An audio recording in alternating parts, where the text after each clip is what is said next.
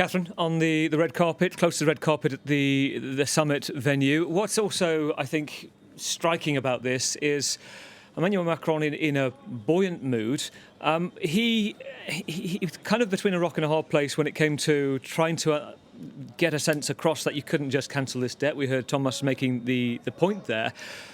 You talked about some of the interplay between some of those countries who were shouting for more to be done. How strong is that call that, despite what Macron's saying is, we need to do it step by step, are there those saying this just won't be enough?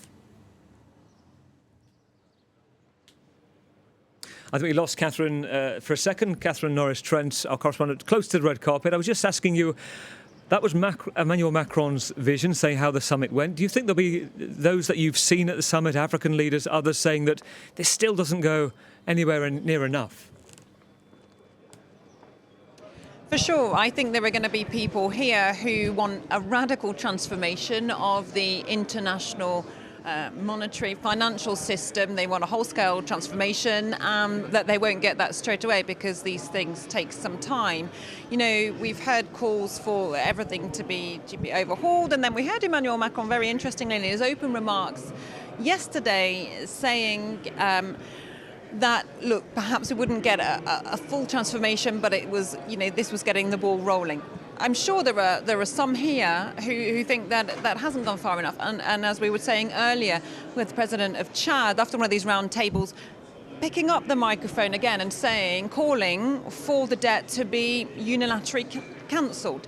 Emmanuel Macron, you just heard him there in that interview saying that is not an option that's on the table at the moment, saying that it's an issue of credibility, that if you just cancel debt, then no one will ever loan to you again. So for sure, there are going to be people who are saying this is not going far enough, and definitely some saying it's not going fast enough. Others, they're saying, look, we're making progress, we're holding these talks, we're getting the political impetus going, we're getting things moving, and this is how these things work. They do take time. There was a perhaps not so subtle statement from Emmanuel Macron, Catherine, about the UK, saying that some European countries are even still opening coal mines.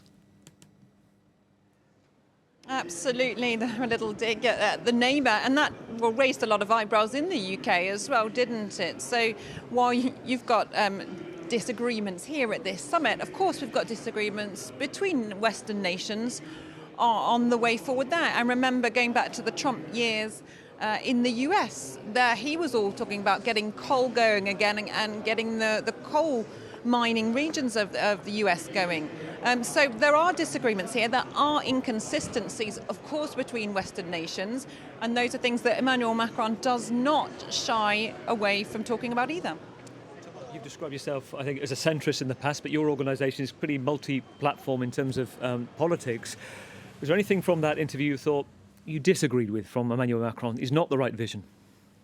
There's probably something not disagreeing but missing a bit, which has probably not been approached during the interview, so that's why probably it's missing, is the role of one specific sector, which is the energy sector, and how we can deal in transforming this energy sector as fast as we can towards more renewables or decarbonized energy. And it has been said at different points in the summit that there is an increasingly high consensus on the fact, and it's also the International Energy Agency pushing this, we should stop investing in any new oil and gas project. More than that, when we look at financial solutions at hand, there is one that has been clearly outlined by the G20 leaders over the past years. It is to stop any direct or indirect public subsidy to the oil and gas industry. And if you look at the figures, the IMF surveys that is this direct and indirect subsidies to the oil and gas industry amounts for, look at the figure, $5,400 billion a year.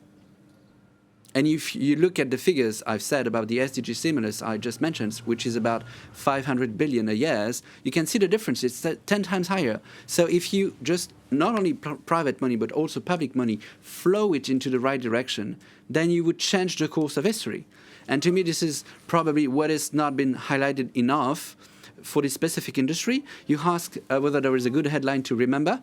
I do have one in mind that would probably put on the same page South leaders and Northern leaders. We have to prevent the wrong way risk, either from the southern perspective or the northern perspective. At the end of the day, it all comes down to the same road.